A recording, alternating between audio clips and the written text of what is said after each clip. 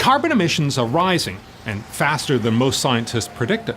But many climate change alarmists seem to claim that all climate change is worse than expected. This ignores that much of the data is actually more encouraging than expected. Yes, Arctic sea ice is melting faster than models expected, but models also predicted that Antarctic sea ice would decrease, yet Antarctic sea ice is increasing. Yes, sea levels are rising, but the rise is not accelerating. If anything, two recent papers, one by Chinese scientists published in January 2014 and the other by US scientists published in May 2013, have shown a small decline in the rate of sea level increase.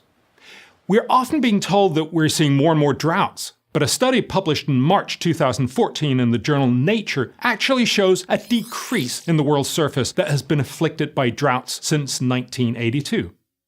Facts like these are important because a one-sided focus on worst-case stories is a poor foundation for sound policies.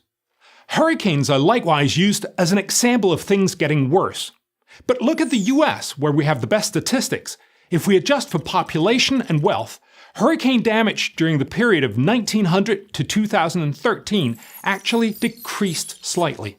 At the UN Climate Conference in Lima, Peru, in December 2014, attendees were told that their countries should cut carbon emissions to avoid future damage from storms like Typhoon Hagupit, which hit the Philippines during the conference, killing at least 21 people and forcing more than 1 million into shelters. Yet the trend for strong typhoons around the Philippines have actually declined since 1950, according to a study published in 2012 by the Journal of Climate.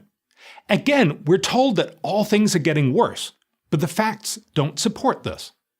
This does not mean global warming is not real or a problem, but the one-sided story of alarmism makes us lose focus.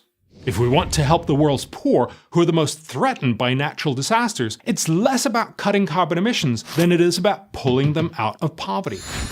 The best way to see this is to look at the world's death from natural disasters over time. In the Oxford University database for death rates from floods, extreme temperatures, droughts, and storms, the average in the first part of last century was more than 130 dead every year per million people.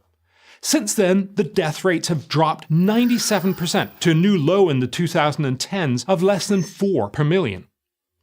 The dramatic decline is mostly due to economic developments that help nations withstand catastrophes. If you're rich like Florida, a major hurricane might cause plenty of damage to expensive buildings, but it kills few people and causes only a temporary dent in economic output. If a similar hurricane hits a poorer country like the Philippines or Guatemala, it kills many more people and can devastate the economy. So let's be clear, climate change is not worse than we thought. That doesn't mean it's not a reality or not a problem. It is.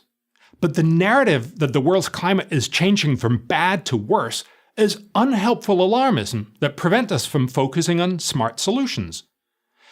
A well-meaning environmentalist might argue that because climate change is a reality, why not ramp up the rhetoric and focus on the bad news to make sure the public understands its importance? But that's exactly what we've done for the past 20 years. Yet despite dramatic headlines, apocalyptic documentaries, and annual climate summits, carbon emissions continue to rise, especially in rapidly developing countries like India, China, and many African nations. Alarmism has encouraged the pursuit of a one-sided climate policy of trying to cut carbon emissions by subsidizing wind farms and solar panels. Yet today, according to the International Energy Agency, only about 0.4% of global energy consumption comes from solar photovoltaics and windmills. And even with exceptionally optimistic assumptions about future deployment of wind and solar, the International Energy Agency expects that these energy forms will provide a minuscule 2.2% of the world's energy by 2040. In other words, for at least the next 2 decades, solar and wind energy are simply expensive, feel-good measures that will have an imperceptible climate impact. Instead, we should focus on investing in research and development of green energy to lower its costs. So everyone will want it, including China and India. We urgently need a more balanced climate conversation if we ought to make sensible choices and pick the right climate policy that can actually help fix climate change. I'm Bjorn Lomborg, president of the Copenhagen Consensus Center. To subscribe to our YouTube channel, click here. To help keep our videos free, donate here.